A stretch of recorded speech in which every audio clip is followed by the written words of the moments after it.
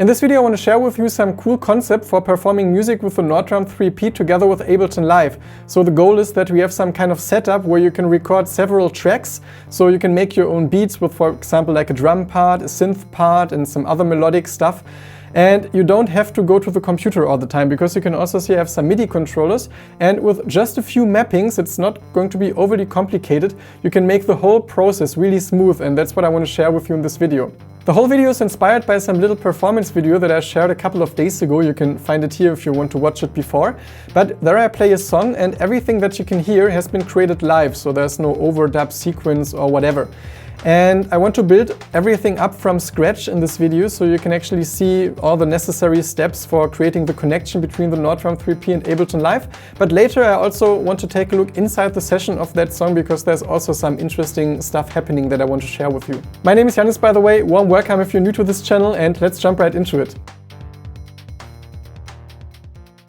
First, a little look at the equipment that I'm using. So obviously there's the Nordrum 3P, like the central piece of gear.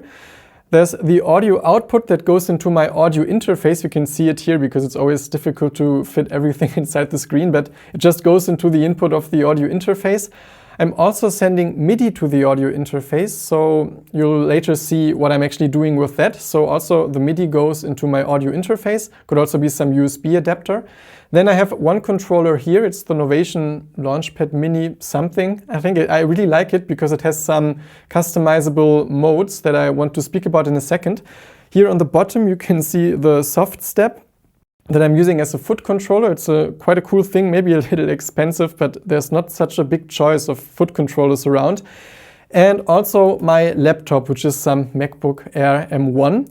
And for that particular song I was also using my Perfourmer that receives some MIDI that I play on the Nordrum, and I'll later speak a little about it, but it's not like some crucial part of the setup, because instead of using external instruments, you can also just use any plugin that creates sound. Let's head over to the DAW. So here you can see I opened Ableton Live, and for recording the Nordrum we need audio tracks. And you need to select the input that you're using with your interface. In my case, it's input 3 and 4. For you, it might be 1 and 2. And before doing that, you also need to check your preferences, that you actually have your interface selected. In my case, the audio fuse should be the output device as well. I have this weird thing here because I also have to record my voice, so it's some special setup.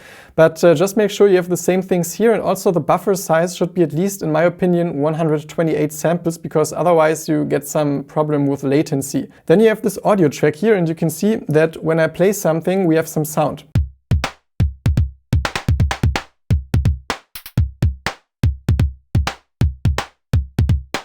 Since we want to create a setup where we can record multiple tracks, we need to create some more audio tracks, and you can just select the one we already have and press Command D for duplicating it, because then it already has the same settings.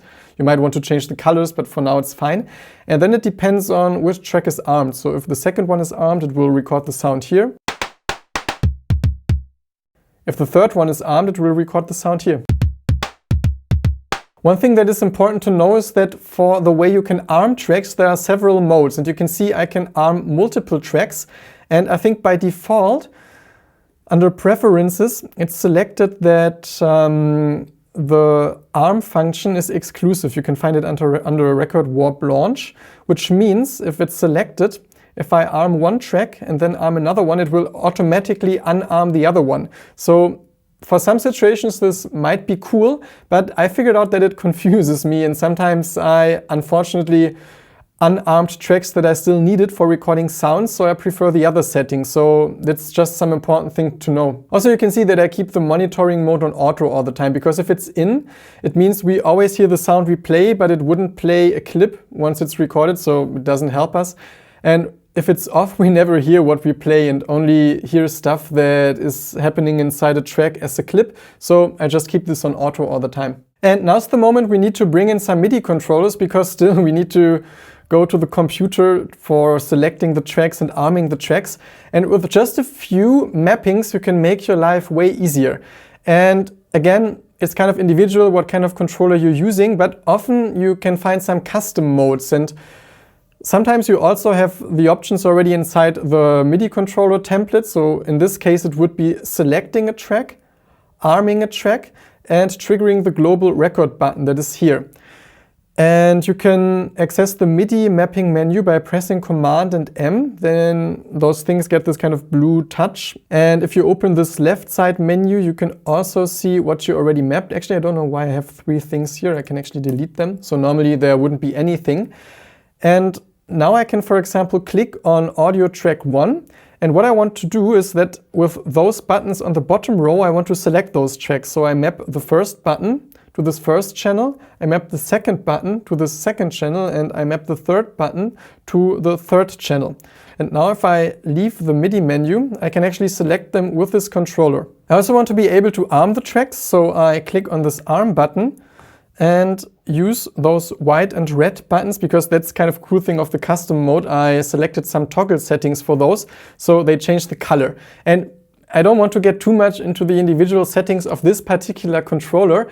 You need to look at the menu of your controller where you can find the custom mode, or maybe it has already some template that allows you to do that. Sometimes some MIDI controllers do that because they all have this template that often works, for example, with Ableton Live. But sometimes it doesn't give you those functions that I'm using here. So you might want to consider using the custom mode.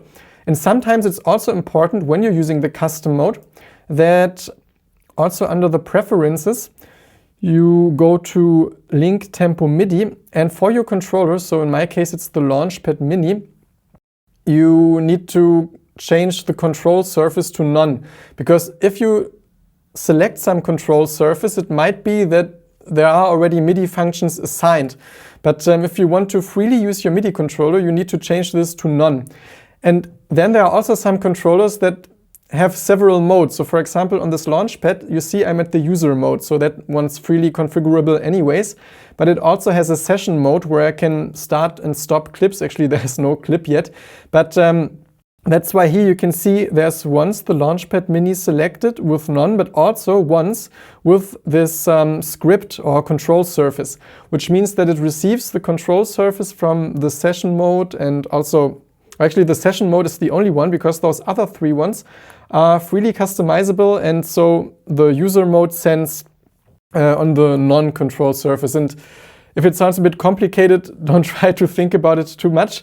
Just know that those settings you can actually change, and you'll quickly figure out how to set it up for yourself, especially if you also take a look at the menu. And now you can see that with those buttons I can actually arm tracks, which is pretty amazing. Now there's one more important button that we need, which is the global record button, because we need to record clips into those tracks without ever touching the screen. And it's this tiny icon here, it's quite hidden. And we map it to button number 5, in my case of the Softstep. So I go into the mapping mode again, select it and map it. And now it means if I, for example, select the first track, arm it, and press button 5, we would actually be able to record a track into, or actually some clip into this track. And then we can press it again and it will stop recording. And then we can unarm, select the second track, and also record a clip into it, and all of a sudden we have some multi-track arrangement. And for making it more clear, let's once do it with some actual musical examples.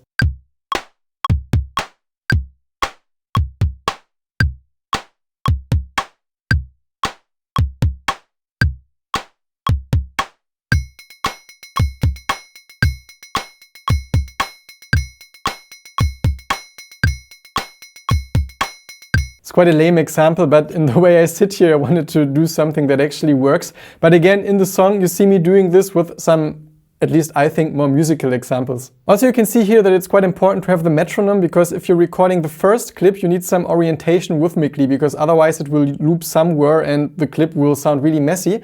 But as soon as you recorded a clip that gives you enough rhythmic information, you can also turn off the click, and it's actually a thing you can consider mapping to a button on your controller as well. By the way, in case you want to improve your technique for the Nord drum, or also just want to have some more practical sounds, because the ones on this pad are quite effect driven, just check the links down below in the description, because I made a class about learning drums specifically with a small electronic drum pad, and also created some custom sound banks for the Nord drum. If you have a MIDI connection between the Nord drum and your computer, you can also consider playing some virtual instruments, which is actually super cool. And for doing this, you need to create a MIDI track instead of some audio track, and just create some plugin that you like a synth plugin. Here, for example, I have some bass sound, but it still sounds kind of weird, because the notes are really short and too high, but there are some cool MIDI effects that you can use. So if you go to MIDI effects, you can, for example, go to pitch and just pitch it maybe 2 octaves down. Also, you can add a note length effect, which just makes your signal longer because the impulse from the note drum is so short. And out of a sudden we have some kind of cool Moog bass. And also what I like to add is a scale plugin, because this way you can make sure that you play inside a scale, because now the note drum sends out MIDI, and it's always the value that you find under Shift MIDI. You have to press it a couple of times and then you can see what MIDI note gets sent out by which pad. And here you can see pad 1 is note 60, 64, 68. I actually changed it, so at your pad it will probably be different. But if you use the scale plugin, it will kind of sync all of those to a certain scale. So actually, this was a bad example because this is just the scale plugin that doesn't change anything. You have to go to the sub menu and here you can pick some mode. So for example, if you want to play in Dorian, you choose it. Then also you choose your root note, and here it's sometimes good to check the MIDI note values. So we have MIDI note 60 here, which is a C. So we can also use the Dorian mode in C. And if you would realize, okay, you have a G here, you could just change this to G. And this way make sure, even if you have some random MIDI notes assigned to those pads, you'll always at least stay in tune. And you can map MIDI tracks exactly the same way as you would do with those audio tracks. So if I press Command M and just assign, for example, this button for arming the track and this button for selecting the track, I can now treat it exactly the same way as those audio tracks. And another practical tip for the scenario that you want to use melodic sounds from the note drum but also from a plugin, you sometimes need to check the individual tone with a tuner, because even if this pad has like MIDI note 60, if you use the internal sound engine, you can still give it another note. So if we pick some melodic sound, let's actually go here. And for example, we have this one. And then you add some tuner that you find under audio effects, and it just tells you the tone. So in case you want to also add some MIDI instruments, you can just change the scale here to D. Still, it needs to be the same scale, and so at some point you need to understand a little bit what kind of tones you're using. But this way you can at least also find out what tones you have on the note drum 3P, and you can do it with all those individual pads, of course. And what's pretty amazing about the scale plugin is that you can manually find the pitch you want to have. So if you have some very specific melody, you can basically play the note. Here you see it's actually on this row, so you can manually change it to any other pitch. And now I want to change over to the session of the song, because as I mentioned, I was also using the Perfourmer. It's also a MIDI instrument, but a little more advanced, but I also want to share this with you. And also I want to share with you some cool MIDI mappings for creative purposes. So here you can basically see that I have 3 audio tracks, like drums, then some kind of ride pattern and some tom in the end. Actually, you'll understand this if you watch the performance. And 2 MIDI tracks. And instead of having a plugin, I actually have some external instrument here, because I'm going to send the MIDI to my Perfourmer. You can see it inside the screen right now. But it means that if I arm this track, actually, let's arm the one, you can hear the Perfourmer now. And you can also see I'm using a chord plugin, and maybe you already ask yourself, okay, why don't you send the MIDI directly to the Perfourmer? And the reason is that you can put some cool MIDI plugins in between, because otherwise I would only send the kind of short note from the note drum to the Perfourmer, and it would always be the MIDI note that is programmed inside the note drum. But here I can use those scale functions, chord functions, as you were seeing, and really refine what's happening, because I'm also now, actually this is happening on the first 3 synthesizers of the Perfourmer, and there's a 4th one that I use on track 5, because this is just a single melody with other notes.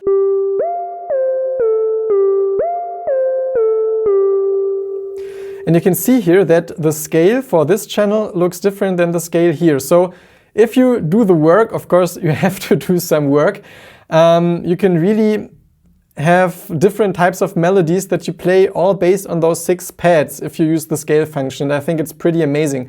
And I don't want to get too much into the external instrument stuff. You can actually find some video that I made almost more than 2 years ago, but I'll link it in the info box if you're interested for the Perfourmer, because that's a whole different story what you can actually do this way. What's also important, if you're using external instruments, you need to record the stuff onto another track. So here you see I have 3 audio tracks where I recorded those this kind of main loop, and also 1 channel where I recorded the melody part. And also I removed here the stop button, which is actually a cool thing to do. If you select some clip slot or some of them, you can right click, and this time it would be add stop button, but you can also remove stop button, which means it doesn't record clips onto those tracks if you record something, because those have to be armed all the time, because I want to record the sound, but it gets interrupted into clips if you don't remove the stop buttons. And you just record them basically to the arrangement view. Actually, here you still see my recordings. And that's just another important thing to keep in mind. And again, this is some example of why I don't use the exclusive arm function, because those tracks need to be armed all the time. And if it would be exclusive, as soon as I select another track and arm another track, it would stop recording those, and I basically would not record the sound of the Perfourmer. By the way, in case you enjoy this video and also feel like supporting the channel, you can take a quick second to click the like button. Thanks. And while those MIDI mappings that I've shown you give you lots of creative possibilities already, you can also come up with some more creative things for making performances more interesting, and it doesn't have to be super complicated. So one thing I like to add is a high-pass filter to tracks or just one track. So here you can see on the drum track there's this auto filter plugin, and I think it's on the foot controller button 3. Yeah, that I use for turning it on and off. I also like to enable sends. So here I have some fixed value for example, sending the melody here into a delay. I think it's this one. Yeah. So I can either send it into the delay or unsend it. And it's a toggle function on this foot controller, which means it's only changing between 2 values. And sometimes in this left side menu, you can refine the values. So if I have the send, where is it? So here it's like a B echo boy. You see the maximum is -6, the minimum is basically 0, minus infinite. And this way I can toggle between those 2 values. So if this would be at -10, it would go to -10 once I press it, and it would always change between those 2 values. And there's another function for knobs where you can just turn it in by some amount that you choose, but that would require some actual knob that can do that, and the Softstep can do it as well, but I always feel like it's too much footwork and requires too much technique, especially while playing, so I rather use it for toggle functions. And the same is happening for the drums. So here I can also, actually, it's this one, send the drums into the delay. Also at a certain point I changed this main loop from just 2 voices to 3 voices, because you can see this chord plugin here. Oh, it's this one. So by pressing this button, I add like another 5th on top. And before it's only 1/5. So that's another little thing that I like here for adding some interesting color within the song. And it's just an example. You can map it to everything, which makes MIDI so cool and sometimes also a bit overwhelming. And there's one more Nordrum specific thing you may want to consider, because it only has a stereo output, but you can still separate at least 2 parts of your sound. So if I have a beat here, you see my kick drum is on the left side, while the snare and the hi-hat are on the right side. And inside this chain you can see that, I had to boost the volume a little, then I sum the stuff to mono, and otherwise it sounds weird, because if I don't sum it to mono, I have this weird left-right connection. It's really uncomfortable to play. And then later at mixing, you can duplicate the track, and once you just select left, because you see, if I play hi-hat and snare now, you just don't hear it. And if I want to hear it, I have to select right, because then I don't hear the kick. And also be aware that if you're using effects with the Nordrum, they are usually in stereo. So if you have some reverb for the snare and still separate the signals, your kick drum will probably have a little bit of the bleed from the reverb. So you may want to consider adding reverb later, also because the reverb of the Nordrum can sound a little weird. I try to explain it in the best possible way, but it's kind of spontaneous, so if something's unclear, just don't hesitate to drop some questions in the comments. Again, warm invitation to check out the performance video. You can find it here, or some more Nordrum tutorials on this side. Apart from that, I hope you enjoyed this video, wish you lots of inspiration with whatever it is that you create, and really hope to see you soon again at this channel. Bye!